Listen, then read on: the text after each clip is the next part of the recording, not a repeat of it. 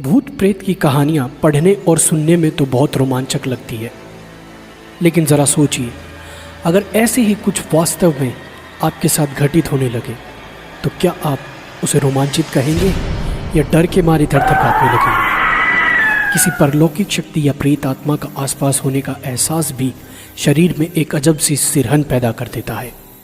तो ऐसे में जाहिर सी बात है, जब आपका सामना ऐसे किसी ताकत से हो जाएगा तो आपका रोमांचक वहीं दम तोड़ देगा। वैसे तो कहने को बहुत सी ऐसी जगहें हैं जहां यह माना जाता है कि आत्माओं का वास है।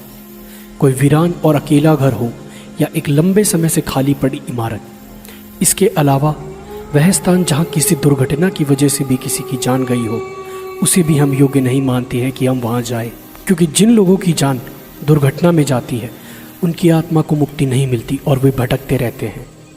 कहने को तो बहुत सी जगहें हॉन्टेड या भूता कहा जा सकता है, जहां प्रमाणिक तौर पर कहा जा सकता है कि उस स्थान में कुछ न कुछ गड़बड़ तो ज़रूर है, और वह स्थान है राजस्थान स्थित भानगढ़ किला। यह वह स्थान है जिसे पुरातत्व वैज्ञानिकों ने सामान्य नहीं माना है।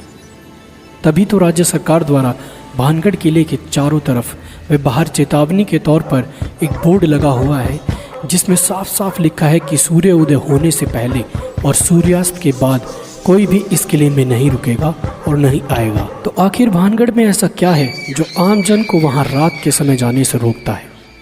अगर कुछ है तो उसके पीछे क्या कारण है?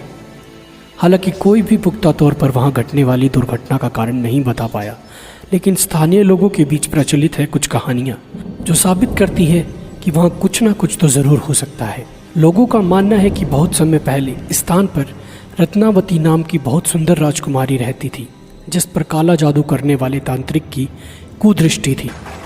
तांत्रिक ने अपने जादू से राजकुमारी को वश में करके उसका शारीरिक शोषण किया, लेकिन एक दुर्घटना के चलते उस तांत्रिक की मृत्यु हो गई और आज भी उस तांत्रिक की आत्मा वहाँ भटकती रहती है।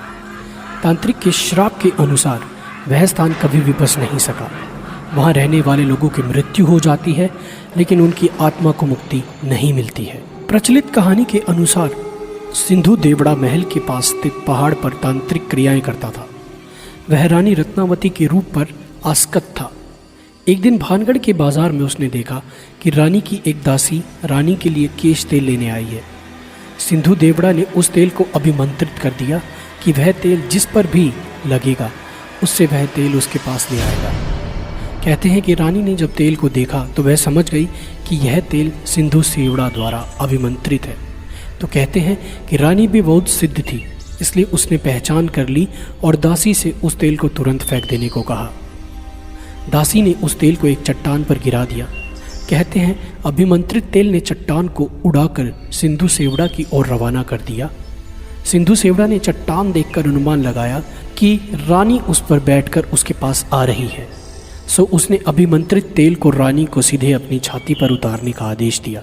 जब चट्टान पास आई तब तांत्रिक को असलियत पता चली, तो उसने आनन फानन में चट्टान उसके ऊपर गिरने से पहले भानगढ़ नगर उजड़ने का श्राप दे दिया और खुद चट्टान के नीचे दबकर मर गया।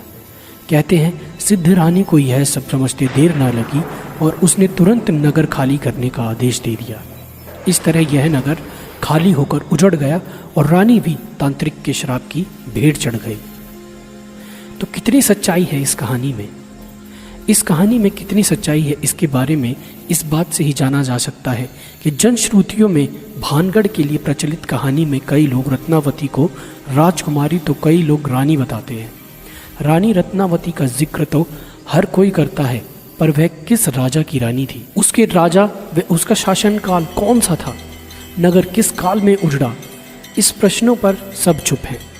अक्सर लोग इस नगर व किले को 400 वर्ष पहले उजड़ा बताते हैं, पर किले में मिले विभिन्न राजाओं के शिलालेखों की तारीख देखने के बाद उसके उजड़ने की समय सीमा काफ़ी कम हो जाती है। पर बहरहाल बात चाहे जो भी हो, इस फोर्ट को या इस भानगढ़ के किले को अब भी लोग सबसे ज़्यादा डरावना मानते हैं, या कह सकते हैं कि भारत का सबसे प्राचीन स्थान जो भी है जिसमें भूतों का निवास होने की पूरी आशंका या जहां भूत विराज करते हैं, वो भानगढ़ का किला ही है। तो ऐसी ही और महत्वपूर्ण जानकारियों व रोचक तथ्यों के लिए हमारे चैनल फ्रीकनेस को सब्सक्राइब करें। व यह वीडियो आपको कैसा लगा हमें लाइक व कमेंट करके ज़रूर बताएं। धन्यवाद।